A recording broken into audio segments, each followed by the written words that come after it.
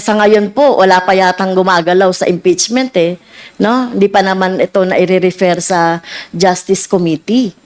No? At narinig ko kayo kanina, sinabi nyo, we have no time na for this impeachment. Kaya nag-aalala lang po ako na hindi natin mapapanagod si Sara Duterte dito sa kalokohan na ginawa niya. Kaya nag-aalala lang po ako na hindi natin mapapanagod si Sara Duterte dito sa kalokohan na ginawa niya.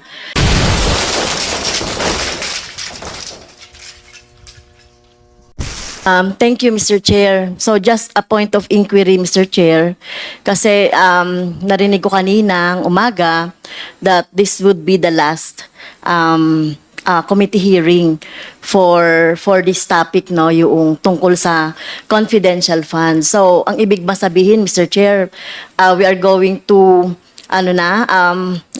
we are going to have a committee report na, Mr. Chair, after this?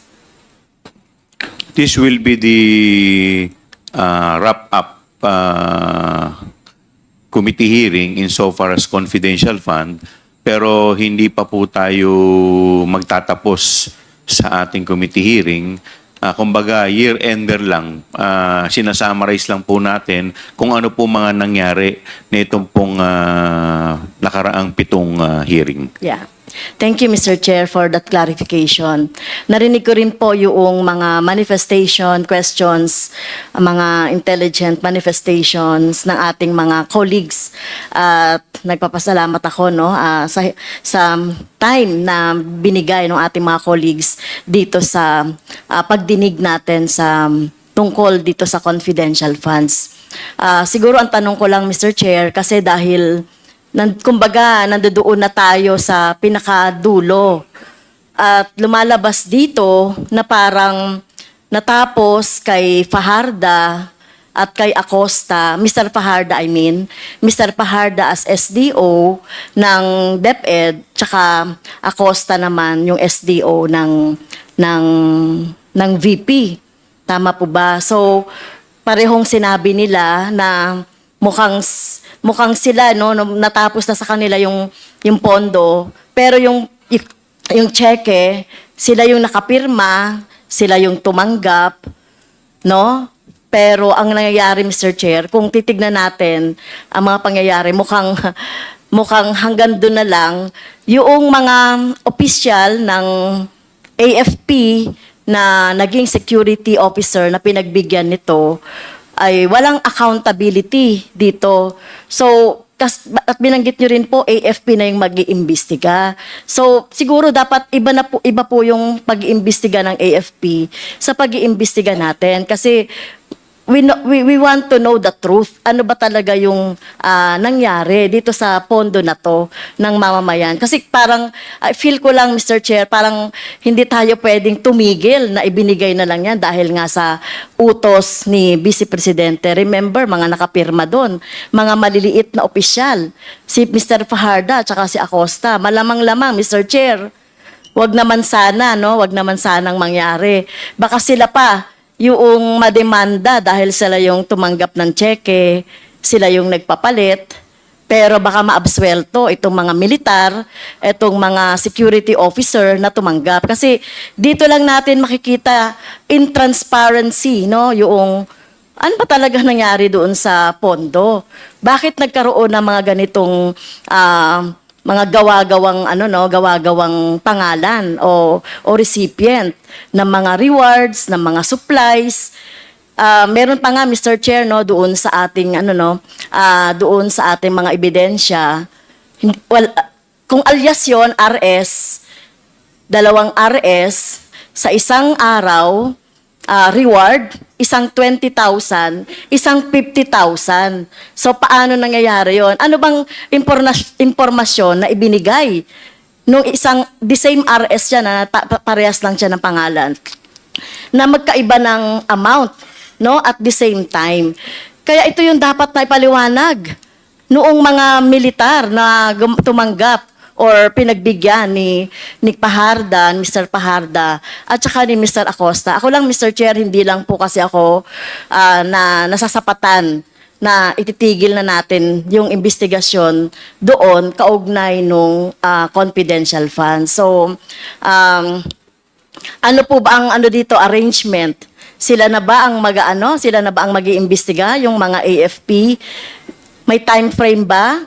At paano tayo makakasiguro, Mr. Chair, na magiging fair and with justice yung Remember, Mr. Chair, 612.5 million ang involved na pera dito.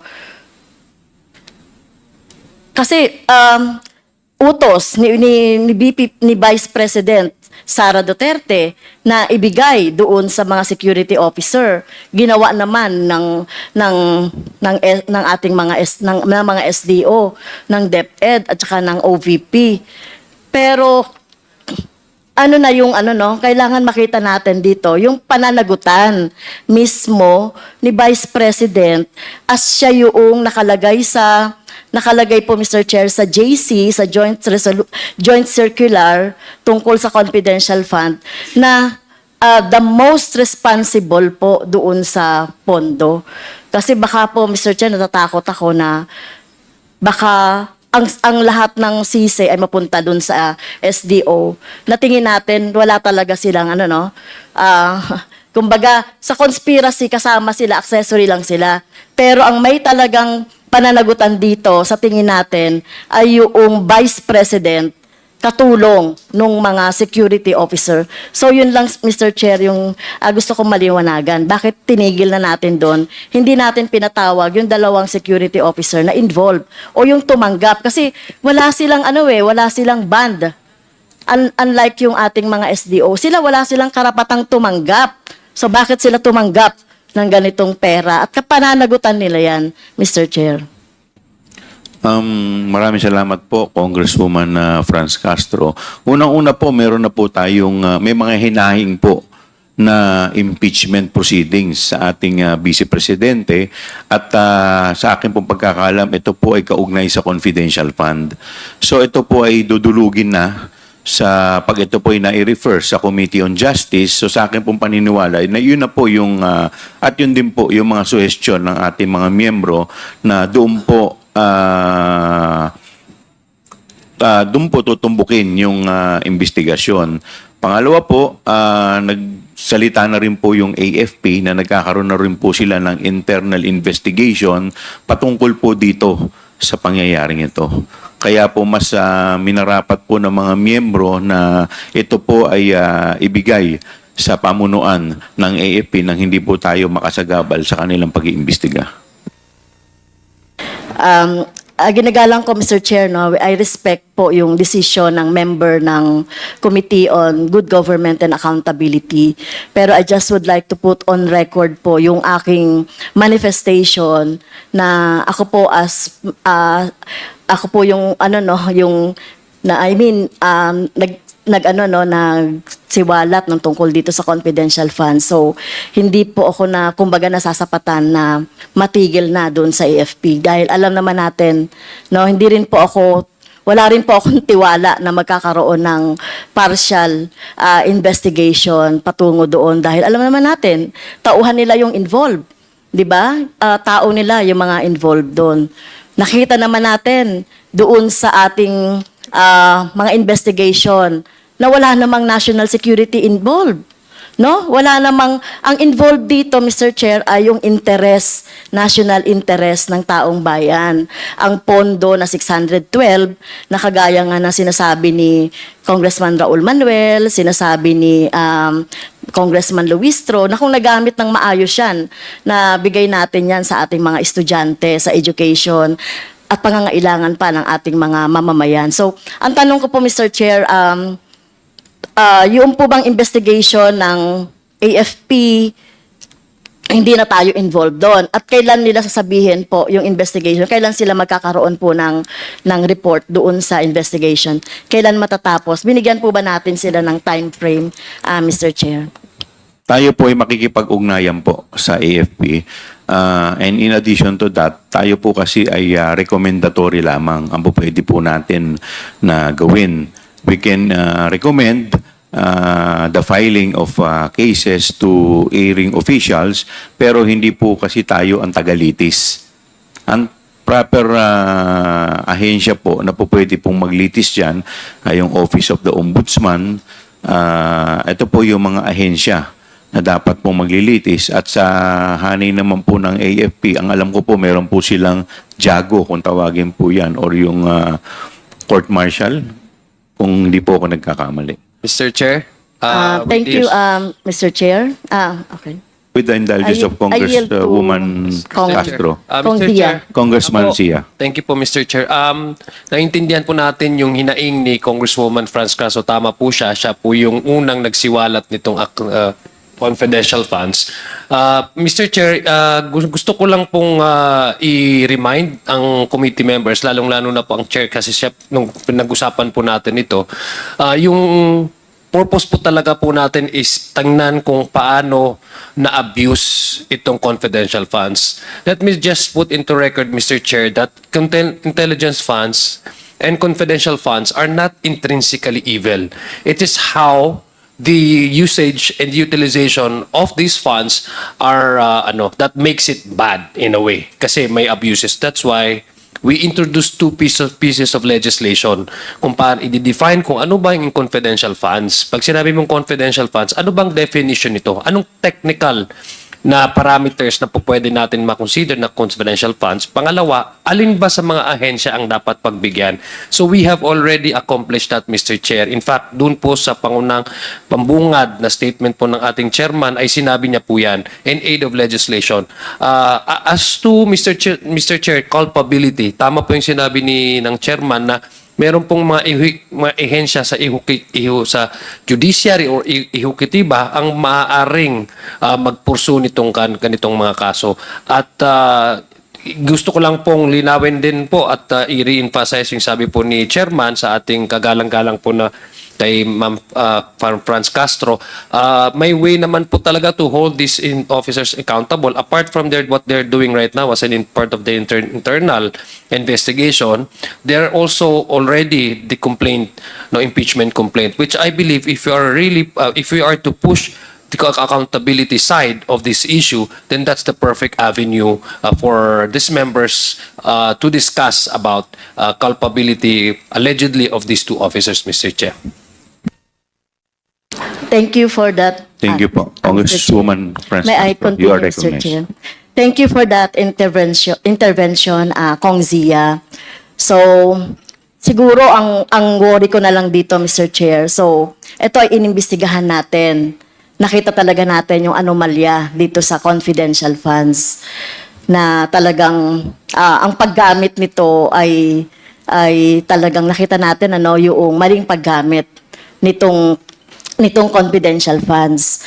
At ang nasalang dito yung SDO at saka yung mga officers, yung utos, no? Pwedeng maaring itanggihan maaring itanggihan noong highest official ng office na inutos niya yon or whatever. So talagang maiipit dito, Mr. Chair, ay yung dalawang SDO. Baka malamang-lamang yan, ma-absuelto dito si Vice President Sara Duterte. So yun lang yung takot ko. Kung hindi natin yan itutuloy-tuloy at pabayaan natin sa AFP. But anyway, I respect the wisdom of the